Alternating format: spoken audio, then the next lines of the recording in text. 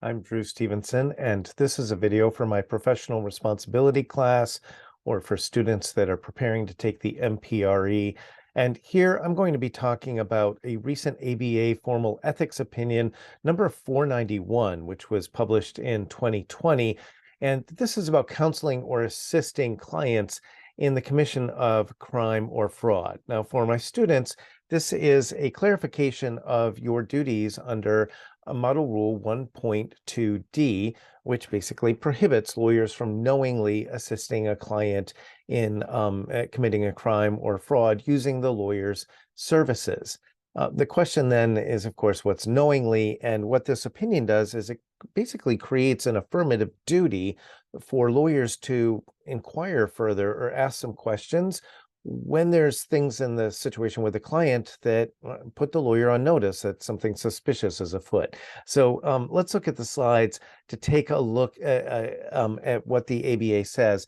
And I think that this is an opinion that is especially likely to be tested on the MPRE because it includes a number of hypothetical situations that easily can be turned into multiple choice questions. So first, the main takeaway from this video, in case you drift off at some point, is that remember Model Rule 1.2D prohibits a lawyer from advising or assisting a client in conduct that the lawyer knows is criminal or fraudulent. And remember that under the model rules, knowledge may be inferred from the circumstances. And what the big takeaway from this opinion is that for purposes of 1.2D, the circumstances from which we can infer that the lawyers had knowledge of what the client was doing could be willful blindness or conscious avoidance of facts by the lawyer. So in other words, when the lawyer knows some facts that indicate it is highly probable a client is trying to use the lawyer's services for criminal or fraudulent activity, the lawyer then has a duty to inquire further to avoid advising or assisting such activity. Now, the caveat is, this is not a freestanding blanket obligation to scrutinize every client for illicit ends, irrespective of the nature of the specific matter and the attorney-client relationship. In other words, we're not saying that you have an affirmative duty to scrutinize every client's matter to ensure that the client isn't engaged in fraud. In fact, if you know the client well, then you can have presume that everything is legitimate. But we're going to see there's certain circumstances that you should be concerned about. And number one, if the client or prospective client simply refuses to provide information that would be necessary for a lawyer to assess the legality of the proposed transaction, you really should decline the representation or withdraw, as spelled out in Model Rule 1.16. That's about declining representation and withdrawing. In other words, if you ask a client for a few facts that you kind of need to figure out if what the client is doing is legal, and the client says, I'm not going to give you that, or I don't want to tell you that, or puts you off endlessly, that's a red flag that could trigger a duty to withdraw or decline the representation. So for example, a client may seek legal assistance for a series of purchases and sales of properties that are basically being used to launder money. There's many ways to launder money, and one of them is through a series of real estate transactions, often using shell corporations or LLCs. And if you have a client who's doing that and doesn't have a really good reason to, then you should ask some further questions. It doesn't mean you can't do a series of real estate purchases and sales for clients, but you need to have enough information to assure yourself that what the client is doing is not illegal or an attempt to launder money. Similarly, a client might propose an all-cash deal in large amounts and then ask that the proceeds be deposited in some sort of bank located in a jurisdiction where transactions of this kind are commonly used to conceal terrorist financing or other illegal activities. In other words, from the ABA's perspective, if your client is doing something that involves a lot of money and they want the money deposited in a secret offshore bank account or transferred in cryptocurrency or something like that, this is suspicious, right? Because it could be that the client is trying to avoid taxes, or this is a kind of standard operating procedure for terrorist financing and drug cartels and so on. Next, keep in mind, that If you know that there's a high probability that the client is using the lawyer's services in a transaction to further criminal or fraudulent activity, then you have a duty to further avoid assisting that activity under 1.2D.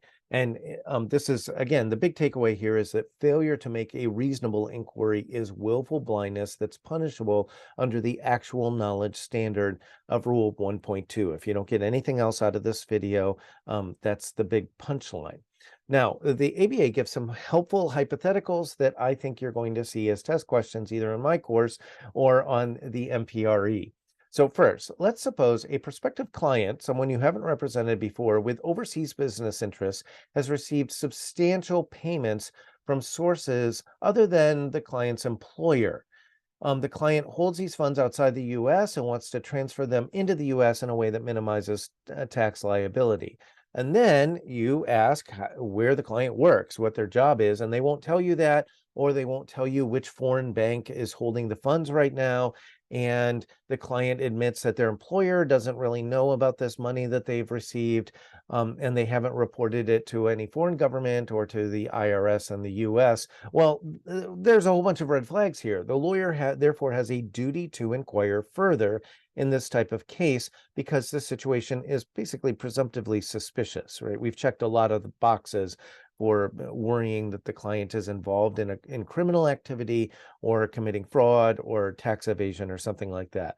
And for testing purposes, the way they would frame this is, could the lawyer be subject to discipline for not making further inquiries? And the answer is yes. So let's say number two, hypo two, you have a prospective client. This is someone you haven't represented before, who tells a lawyer that he's an agent for a minister or other government official from a high-risk jurisdiction. So there's certain foreign countries that are sort of hotbeds for a lot of fraudulent activity and so forth. They could be on the U.S. terror watch list or things like that. And they want to remain anonymous, and they want to purchase a really expensive property in the U.S. anonymously. And the property would be owned through corporations that have undisclosed beneficial owners. That means you're going to be setting up kind of generic LLCs like 123 LLC or something like that. And it will be, and then that LLC will own another LLC to kind of hide who's really behind the transaction or what human being actually owns the property. And then the prospective client says he has a lot of money that will be involved in the purchase, and he's kind of vague about where the money came from. Well, again, this is very suspicious and requires further inquiry. The combination of risk factors known to the lawyer creates a high probability that the client is engaged in criminal or fraudulent activity, and so the lawyer could be subject to discipline given once these facts are known, for not asking for more information to make sure that you're not involved in something that you shouldn't be. Okay, hypothetical number three is a little different. So let's say a general practitioner in rural North Dakota receives a call from a long-term client, somebody that you know really well, asking her to form a limited liability company for the purpose of buying a ranch. So here, this doesn't require any further inquiry. The fact that you're buying a ranch is not inherently suspicious, especially if you know who's asking you to do it, right? So they may want you to set up an LLC just to limit liability or lower their insurance bill or things like that. So assuming the prior matters were not an abuse of the attorney-client relationship by the client, then you don't have to press the client for more details. Of course, you're going to need some information and details to complete this transaction, but you can still work with the presumption in this type of case that what the client is doing is legitimate. Hypothetical number four, we're going to change number three a little bit. So let's say a general practitioner in rural North Dakota receives a call from a new and unknown prospective client saying that the client just won several $1,000,000 in Las Vegas and needs the lawyer to form a limited liability company to buy a ranch. Well, this is different, right? So now this does require further inquiry. Because first of all, the client is new and unknown. This could be anybody, and they're claiming that they have a large amount of money, cash, that they acquired in an atypical manner. Now, I know that people win money gambling and or playing the lottery and things like that, but that's not usual, right? And it's any someone who's gotten their money from a criminal source may just claim that's an easy way to claim where the money came from, that you had a great night in Vegas or that you won the lottery. And starting shell corporations to buy a ranch, while not illegal, is something that people who are laundering money often do. So in this scenario, because there's a couple more risk factors, the lawyer has a duty to inquire. And then this is the last hypothetical. I promise we're almost done. So let's say a prospective client, so this is a new person you haven't represented before, in New York City, asks a general practitioner outside of New York. And instead, the lawyer is in a mid-sized town in rural Georgia, and this prospective client from New York City wants help purchasing several farms in rural Georgia. And then the prospective client tells the lawyer that he's made a lot of money in hedge funds. That's okay. And now wants to diversify his investments by purchasing these farms. But, and here's the problem, he says he doesn't want his purchases to cause a wave of land speculation and artificially inflate local prices. So he wants to wire money into the firm's trust account over time for the purchases, and wants the lawyer to create a series of separate LLCs to make each purchase and to make these purchases strategically and timed apart a little bit so that they will appear unrelated to local people. And his explanation is he doesn't want to cause a spike in, a rush on land, or people say, oh, wow, it's a hot real estate market.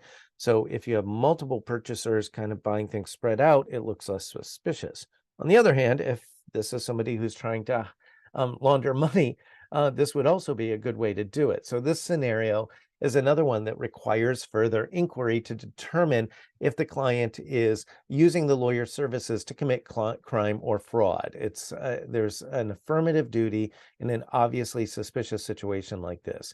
Or another way of saying it is the lawyer could be subject to discipline for failing to make further inquiries in this scenario.